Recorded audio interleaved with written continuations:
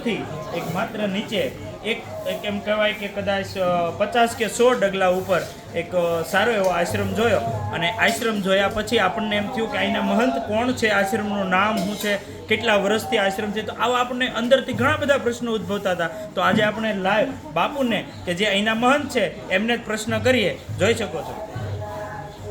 સીતારામ બાપુ.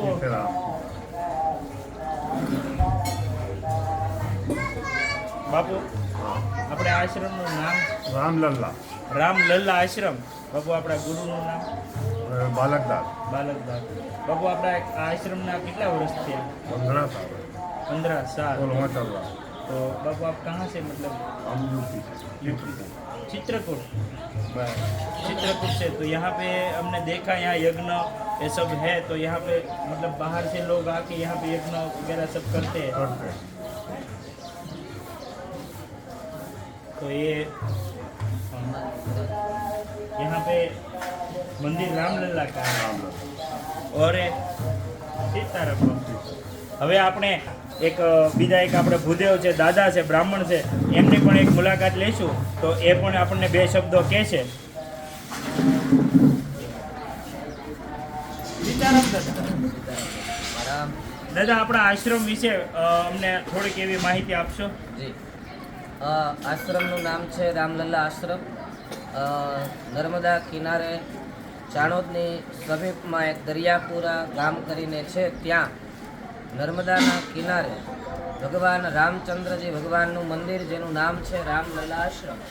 અહીંયા આશ્રમની અંદર લગભગ 16-17 વર્ષથી હમણાં જે બાપુના આપણે દર્શન કર્યા એમનું નામ છે નારાયણદાસ. એ અહીંયા 16-17 વર્ષથી ભગવાનની સેવા કાર્ય કરે છે. એમના ગુરુ છે, એમનું નામ બાલકદાસજી મહારાજ છે.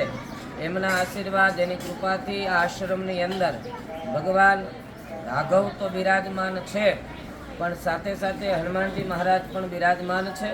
અને હનુમાનજી મહારાજનું અહીંયા મહાત્મય બહુ મોટું બતાવવામાં આવ્યું છે.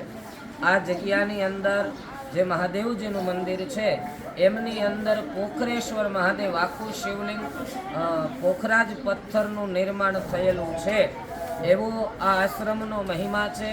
અને નર્મદાના કિનારે, અને નર્મદાનો મહિમા તો આપ સૌ બધા જાણો છો. અને આ આશ્રમની સાથે લગભગ મારે 10 વર્ષથી પરિચિતમાં છું.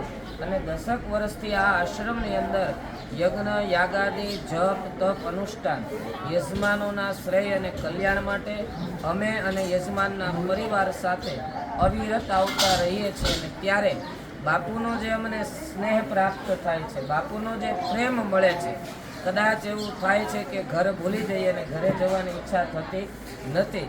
આ બધું અંદરથી આનંદ લેવાની વાત છે. એકવાર આપ પણ સૌ બધા આવો, રાત્રિના સમયે રોકાવ.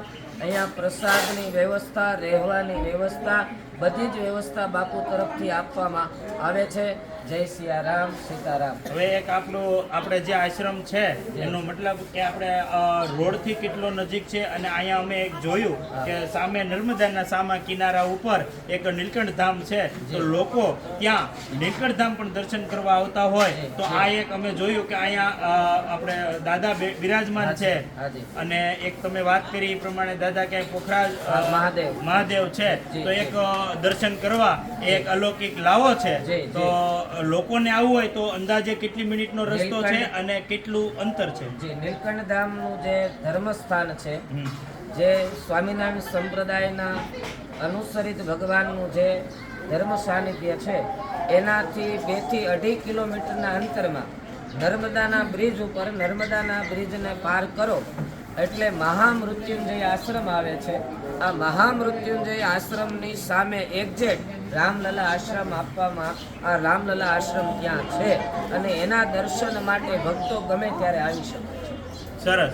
તો દર્શક મિત્રો, આપને જણાવવામાં આવે છે કે આવી એક આપણી ભૂમિ ઉપર જ્યારે આવી એક અલૌકિક અને અવિરત દર્શન આપતું એક સરસ મજાનું મંદિર છે અને પોખરાજથી બનેલું એક શિવલિંગ છે.